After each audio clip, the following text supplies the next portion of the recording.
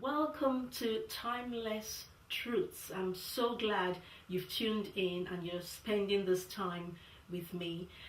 If you haven't watched my intro video, I'd encourage you to watch it, just simply because in that video I explain the reason I'm doing these videos and what I'm hoping to achieve by them and the whole purpose behind it. Purpose, as you know, is very important, so I'll encourage you to watch that video. But I'm glad you're tuned in right now and spending this time with me. So I'm just going to go straight in. I'm just going to jump straight into what I want to share with you today, because I know we're all busy, so I'm just going to jump straight in. And this is not a live video, so I don't have to wait for Facebook to build me an audience. And today I want to share from Ecclesiastes chapter 3, because I think this is a really appropriate scripture for me to share out of on the very first teaching video of Timeless Truths, because it really is a timeless truth. When you read Ecclesiastes chapter 3, what the teacher is actually saying to us, what he's sharing with us, is really a timeless truth. And he was basically talking about times and seasons. And he said, for everything under heaven, there is a time and there is a season for every activity. There is a time and there is a season. And that's what I want to share about on this video and maybe the next video, depending on how much I can cover today. Now, in this day and age where we live in the microwave age, everybody wants everything like yesterday. I just want to encourage you that there is still something called timing. There is still a right time for everything. With God, there is timing. Yes, God is beyond time. He transcends time. He's not limited by time, but he works with time. He works with time because we are in time. Man is in time and God works with time. So there is a time for everything. I know there are people out there who will want us to believe if you do everything right, you follow the rules, you know, all these laws I was talking about in the intro video, you do what you're supposed to do, you confess it, you claim it, you name it, it will happen. And yes, it might, but it might not happen exactly how you want it to happen or when you want it to happen. And I'm a woman of faith. Don't get me wrong, I'm a woman of faith. I know how to stand my ground. I know that I can change things with the power of my word, but I also know that I'm not supreme. I also know that there is timing in God. Because the Bible tells us, having done everything to stand. So if it's saying having done everything to stand so that you can obtain the promise, it says patience is required after you've done everything so you can obtain the promise. What that says to me is after you've done everything you know to do, you've done everything right, you crossed all the T's, you've dotted all the I's, there is still timing in God in some things. So I want to leave that with you. Maybe you're waiting on God for something. Maybe, you know, it's a word that God has spoken. He said, there's another scripture even that says that. It says, even though the vision tarries, wait for it. It shall not tarry. It shall come to pass. So that might seem like it's contradictory. But what God is saying to us is, even though it appears as if it's not going to happen, even though it appears as if it's being delayed, wait for it. It's going to come. So there is a time for it to come. And several times in scripture you read where it says, in the fullness of time, or it came to pass. So there is a time for everything. That is one truth I want to leave with you today, one timeless truth. But the other thing that scripture tells us is there is a season for everything as well. There is a season. So we experience seasons in life. Just as we have natural seasons, we have spiritual seasons. Now, I'm not going to, I'm not going to trivialize things by trying to compare apple for apple and say if you have winter, your winter means your dark night or whatever. I'm not going to try and do that. But the fact of the matter is, just as you have natural seasons, you have spiritual seasons. And we all have seasons in life. We experience life in stages and we live them on different levels. So there are always seasons in life. So that is a fact. That is a timeless truth. For everybody, rich, small, old, young, we have seasons in life. There are different seasons in our life, different phases in our life, different stages in our life that we have to go through. So yes, there will be those dark times. There will be those dark times. Jesus makes it clear that there will be those trying times. There will be those times where you feel like all hope is gone perhaps. But he says, rejoice, because morning will come. So Nighttime is a season, but it doesn't matter how dark it gets. Guess what? Morning is going to come. The sun is going to shine. We're just coming out of winter, going into spring. I know we didn't have that much of a strong winter this I laugh because the only day it snowed in Kent, I took photos and sent it to my sister who lives in Canada, and I was like, yay, it's snowing. And she sent me back a text to say, what is that? Because she could hardly make out the snow on the car. But I was excited because it snowed.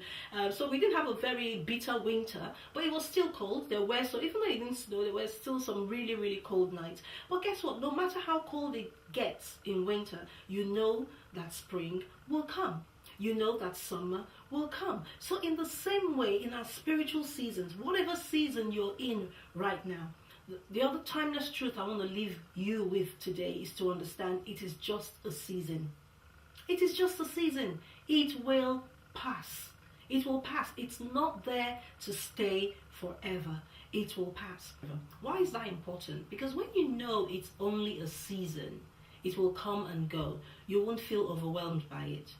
You won't feel like this is the end of the world. You're only going through a season. You're only going through a phase. It will pass.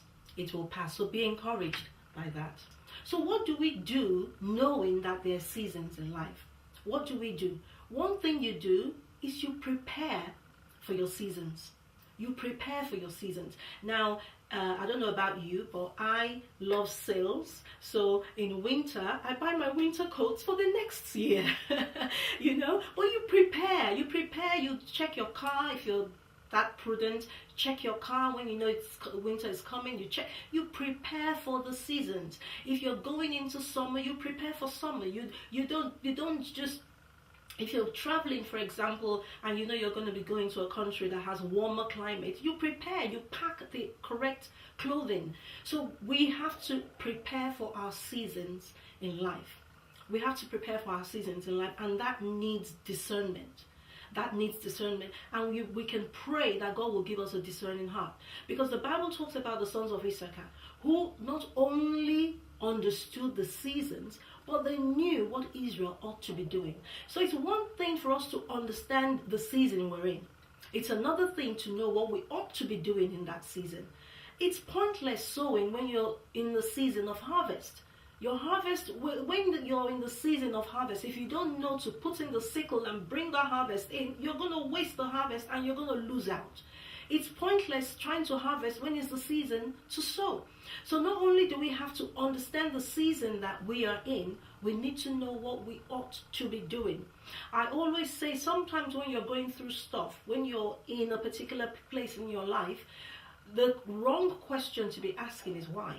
Because sometimes that is what we ask. We want to know the reason why. Why? Sometimes you don't want to ask why. What you want to be asking is what.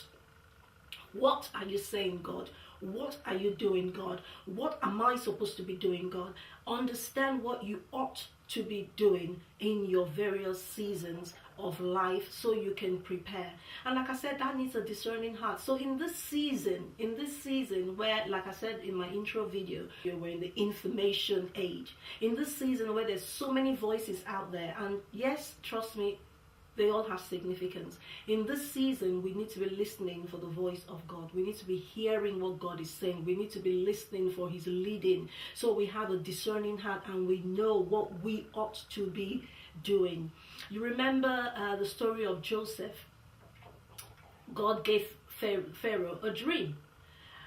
And Joseph interpreted the dream and said, there's coming 7 years of plenty, but following that will come 7 years of famine. And so the next question was, what do we do? Well, prepare. Prepare for the season of famine by storing up when you have the season of plenty. And that was exactly what they did. So not only was Joseph able to predict the seasons that were going to come, he was able to give them wisdom in what they ought to be doing in those seasons so that they could prepare. This is what I'm talking about. Prepare for the season of lack that was going to come. So I want to encourage you, whatever season you're in right now, you can prepare for whatever season you're going to go into. You can, by listening to God and being sensitive to what and doing what God is asking you to do. And it's not always spiritual things. I mean, just the example I gave you about Joseph and the advice he gave to Pharaoh, that wasn't a necessarily spiritual thing. It was just a practical thing. It was just a wise thing to do. So you don't always have to buy a new pair of shoes. We love our shoes, especially us ladies. We don't always have to buy a new pair of shoes. Or if you're a guy, you don't have to get the latest gadget with that extra bonus or that extra raise. You can prepare, because we all experience seasons. You may be in your season of abundance now. Who knows what tomorrow will bring? When some people face redundancy, their life collapses because they never prepared. They never made hay while the sun was shining. They never prepared for that season of change that was going to come. So understanding the season you're in is key, because that's going to determine what you do. Listen, there's nothing wrong with wearing a cotton dress and flip-flops outside. But if I said to you I wore a cotton dress and flip-flops in the dead of winter, you'd be worried. You'd be like, what is the matter with you? Because it's inappropriate. There's nothing wrong with it, but it's just inappropriate in that season. So there's certain seasons that we're in where certain things that might be okay are just inappropriate. So we need to understand where we are and what we ought to be doing in that season. Because I personally believe that we can be fruitful in every season. I believe that. And I'm going to share a bit more about that either in the next video or the one after that. But I really believe that. But the key is in knowing what we ought to be doing in our season. Even if you're in that season of waiting, where it appears like nothing is moving, nothing is happening, there are things that you can be doing in that season to bear fruit. And like I said, I will share a little bit more about that in a forthcoming video.